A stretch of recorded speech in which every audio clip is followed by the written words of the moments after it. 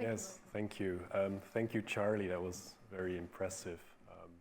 We now go from something quite deep into the stack to more of an overarching sort of topic, being SaaS, a Shiny setup that we've had at MPO Markets. The talk is titled Modular ShinyProxy, a SaaS setup, but really in a way it's lessons learned over the last 5 years at MPO Markets using Shiny and also ShinyProxy in production. So a little bit of an introduction. I've been at MPO Markets since sort of day one. We've used a lot of Shiny there. We're a fintech company. We process a lot of credit data, think Excel sheets. They need to be structured into something useful, get analytics out of it, and we do that using R and Shiny a lot of.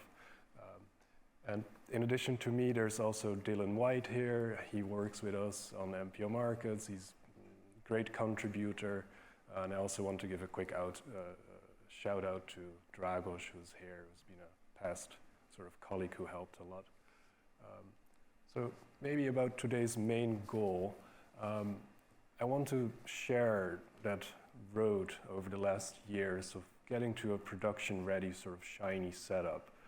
So how do you structure your Shiny app in a way that doesn't just work for a short-term project, but also longer term? How do you get the most value out of it? So maybe to start with the opposite, how do you get the least value out of it? And perhaps you've been there. You've built your app without any tests, without a proper database. It's hard to get your apps to talk with each other. Maybe you have many different apps, all with slightly differing design. And what I try to do today is share a view that helps you prevent that, share a way that we've managed to prevent it in our organization. So as part of this talk, maybe up front, I won't show a lot of images from our platform. There's some on our website. Here is one.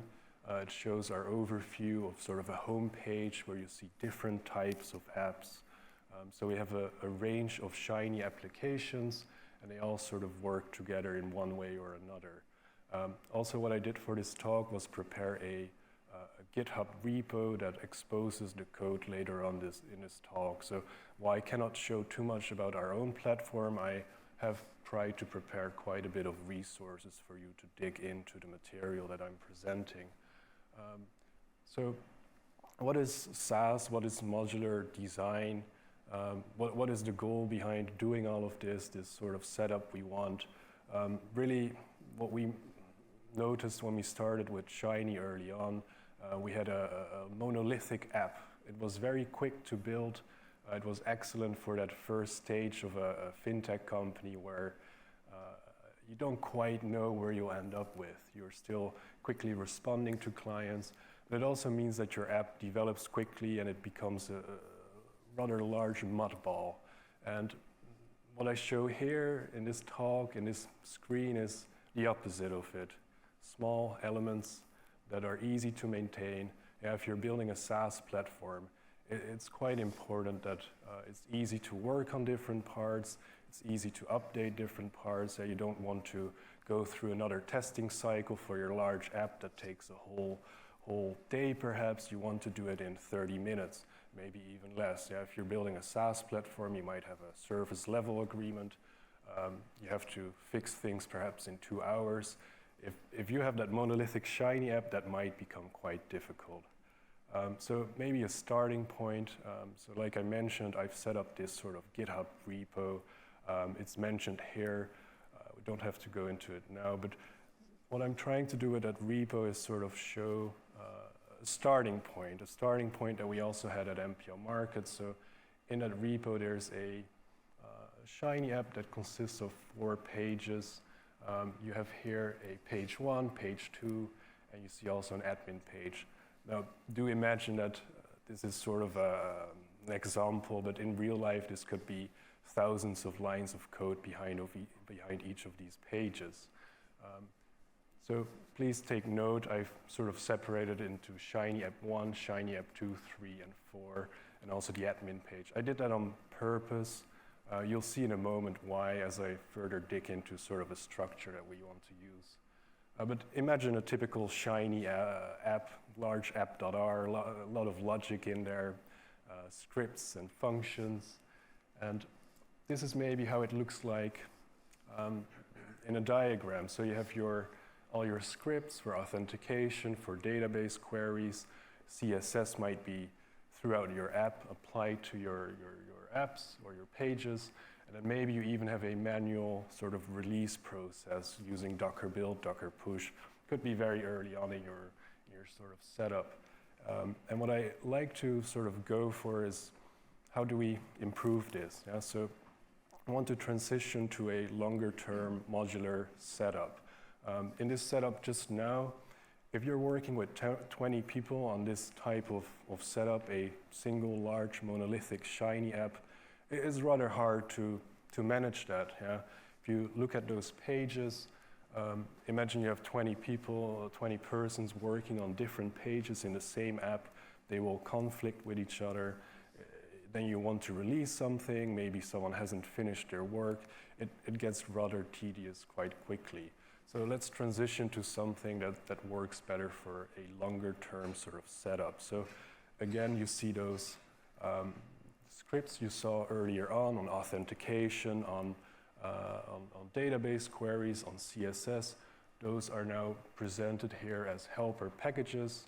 Those are used in your Shiny sort of project. So here you see this green column with the Shiny app. So again, replaying these pages as smaller packages, smaller R Shiny based packages. And instead of having this logic sort of mixed into one Shiny app, what you really want to do is set up the core logic that's used across your projects into its separate sort of package infrastructure and import those wherever needed. What you also really want to make sure of is that these Shiny apps, that they should be very separated. Yeah? They should be individual packages. And then a little bit about deployment. So yeah, at MPO Markets, we've been using ShinyProxy, but there are a lot of other options, such as RStudio Connect, that work very well. So what we try to do in terms of deployment is separate out the deployment. Yeah, so for each sort of app, we want to do the deployment completely standalone. We don't want to tie it all into one big project. If on one page we want to make an update, we just want to re-release a Shiny app 1. So on this sort of list of Shiny projects, what I'll focus on during this talk is the Shiny admin package. So previously here you saw that sort of these pages. On the right-hand side, you see this Shiny admin, a very simple app. Yeah, the most simple Shiny sort of app you can imagine, perhaps. So what we want to really end up with is going from the left-hand side. I don't know, have you ever felt your Shiny app is kind of like that? I have at times. We want to go to the right-hand side. And in terms of motivation, in terms of joy in work, but also in terms of productivity, it makes a huge difference. So really, this whole diagram, it represents this transition. So for that, I've pushed to that sort of GitHub repo, mono repo example. So I focused earlier on these Shiny app 1, Shiny app 2, Shiny admin sort of apps, smaller apps that represent pages. And in this mono repo, I replay those again. You see them as folders. These are R packages that contain a Shiny app, each with their own independent life cycle. And to tie that all together, there are helper packages. So we have helper DB management to tie together the database flows between these apps so they can still talk with each other even though they're, say, separate deployments. Similarly, we have helper design for that to tie together the design. And a little bit later on, I'll go a bit deeper into the Shiny admin, the helper DB management and helper design packages. And together with that, yeah, this is GitHub. So you have GitHub Actions, has a very useful CI/CD framework. So very easy to do automated tests, to do automated deployments. Because this talk is only 25 minutes, I won't go too deep into the actual deployment. But just to give a high-level overview, it's a mono repo. Most of the folders are packages. The Shiny admin, Shiny app, those are Shiny apps. The helper packages, sort of shared business logic between them. So let's have a closer look at Shiny admin. So Shiny admin, again, that's one of the early on pages. So we have on the left-hand side a rather simple Shiny admin dashboard where you see some statistics, you see a chart, and you can add a user. So on the right-hand side, you see sort of the code layout, you see the package structure, you see an R folder. In there, there's some of the Shiny logic. You see a linter file for testing that the code is well structured. You see a description file for managing your dependencies, and you see a Docker file. So just going a bit deeper into the Shiny admin setup. So given that functionality, it uses some of these helper packages. So helper DB management, I'd like to go a bit deeper into that. So what I often see with Shiny apps is there's some database usage, but what I miss is how it really works in production, how you manage your database schemas, how you apply changes between databases in def and live. On the design package, I'd like to go a bit deeper into how to share a common design across different apps.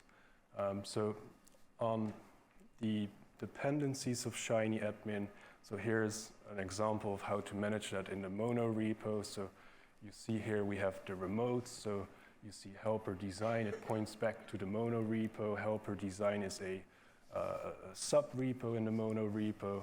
And similarly for helper DB management. So quite easy to import these helper packages into your Shiny apps.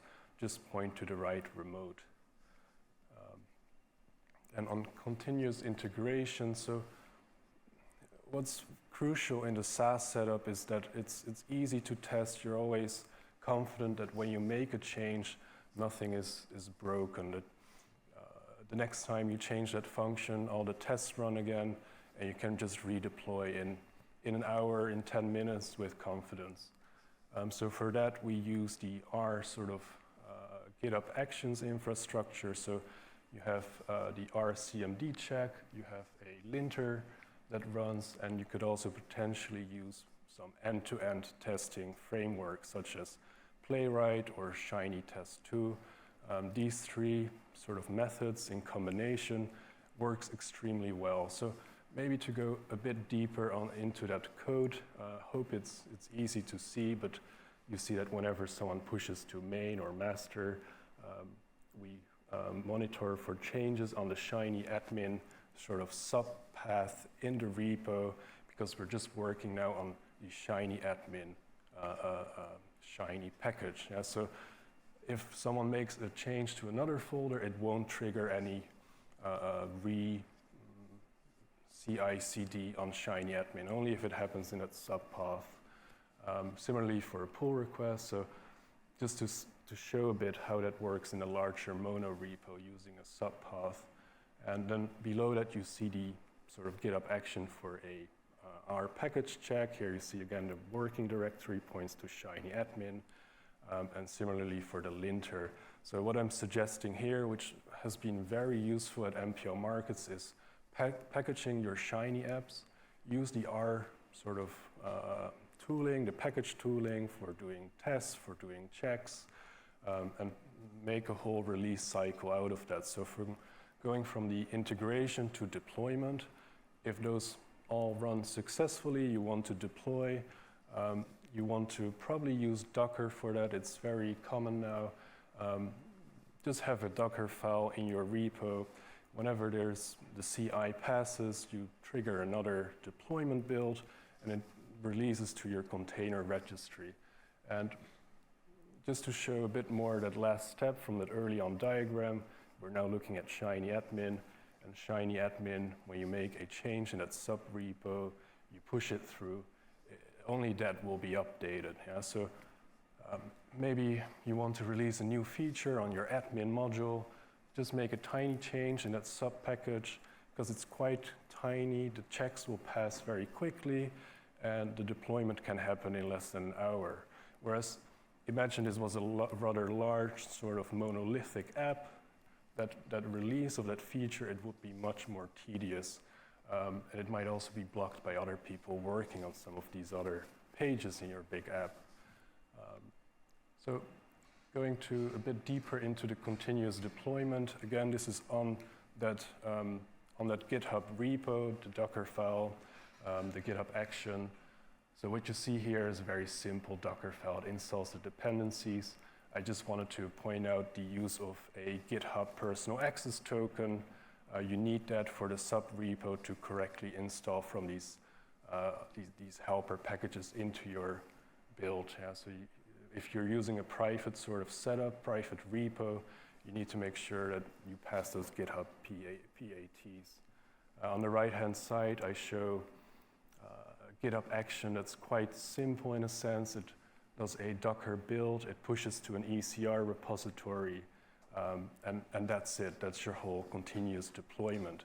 Really, it's two files. It's amazing. It's the Docker file and the GitHub action goes to ECR. Your ShinyProxy or RStudio Connect should pick it up and then release it automatically. So moving on to the helper packages. So we went through continuous integration, continuous deployment. And now I want to have a closer look at the helper packages for Shiny Admin. But more generically, on the database side, what we've been doing with great success is use the Django ORM. That's a Python-based framework. And what it helps with is managing your database models. So if you're using a production and development environment, you'd like to keep your databases in sync. You also want to have sort of your schema set in code. So for that, I just want to go through these two sort of screenshots. So you have a Python setup here. It's in the repo. It's part of the helper package where you can create in code your models. So here, create a user table that's used in Shiny Admin. Whenever you add a user, it writes to this table. On the right-hand side, you also see a migration file. So whenever you create a new model, you apply this sort of change in Python, then you get this migration file, which is very useful because it allows to reapply migrations. It also allows to roll back. One thing that I maybe worth noting is in the R world, I don't think there's any such framework for managing database schemas in code. It's there in Python, not in R, so we've been using Django. In this repo, I put an example on how you could integrate the Django ORM as part of your sort of database management package. So, then, let me just see. Moving on to the design setup. So at MPO Markets, we have an internal sort of widgets or UI library. I couldn't quite share that in all its details, but what I did do here is share with you a helper design package. So what I do here is create a simple R package that's called helper design. You can import that into all your sort of smaller Shiny apps. And it consists really of two functions. One is a theme.r, one is a UI.r. With the bslib library, it's very easy to create standardized and custom themes. So what you want to do with this is in each of your sort of Shiny modules that are smaller apps that you deploy independently, you want to wrap them with a UI wrapper. So here you see that we use the bslib page navbar. And as part of that, you see that we import the internal theme that we define here. So you see that theme consists of custom coloring, custom fonts. And you want this to be very consistent across your smaller Shiny apps. What I don't show here is customized modals, customized table design. This is very high level, but it's quite easy to add. Once you've set this up and it wraps around your packages, you can quite easily extend it with further custom design. So moving on to app deployment. When you create a large amount of smaller Shiny apps, it's crucial that they don't take long to start. Yeah? So if a user navigates from app 1 to app 2 to app 3, with ShinyProxy, one issue we had is that the startup time is just quite slow. I don't know if anyone here uses ShinyProxy actually. If you could you raise your hand? Okay, that's interesting to know though. Does anyone use RStudio Connect? Excellent, excellent. So I think with RStudio Connect this is less of a concern. There's quite a fast startup time, but what's crucial is that you set up your sort of app startup process so that it takes maybe 1 or 2 seconds. Yeah? So if you're doing database queries or you load data, try not to do it all up front.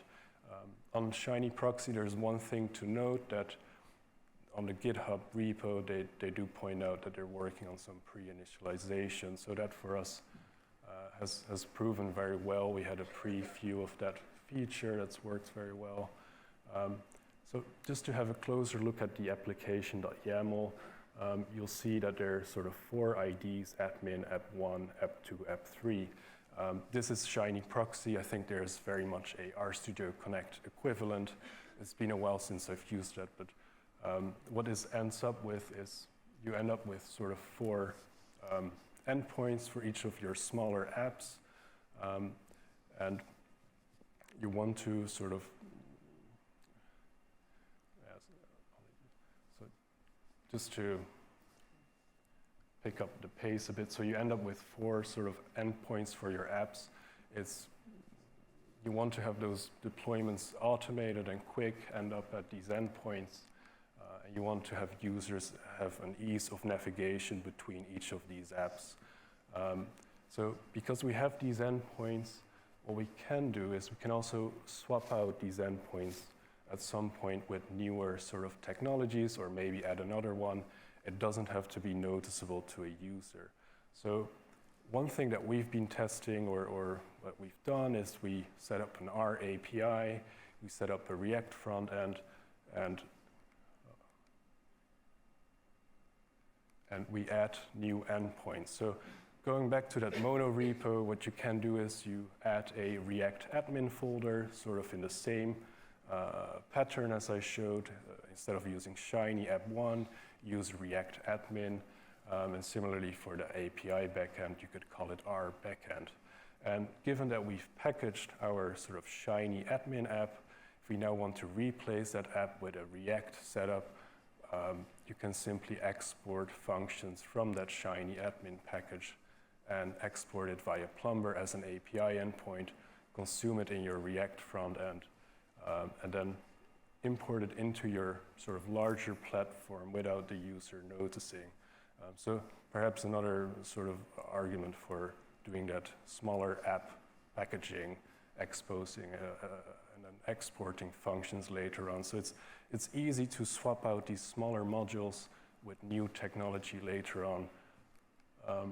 Yeah, maybe a summary. So here I show a mono repo. It consists of many smaller packages. You want to keep these sort of shiny pieces of functionality quite small so that it's easy to maintain, quick to deploy. In the future, if you want to swap out your R-based Shiny, maybe with Python-based Shiny, it's quite easy because it's a relatively small app, so easy to rewrite, or maybe swap out with React. You want to use sort of helper packages for your database queries. You should really try to use an ORM. I think that's really missing in R, unless I haven't found it, but feel free to point it out. Yeah, and try to keep your business logic separated, like I said, so you can easily reuse it via an API later. Yeah, thank you. That's all.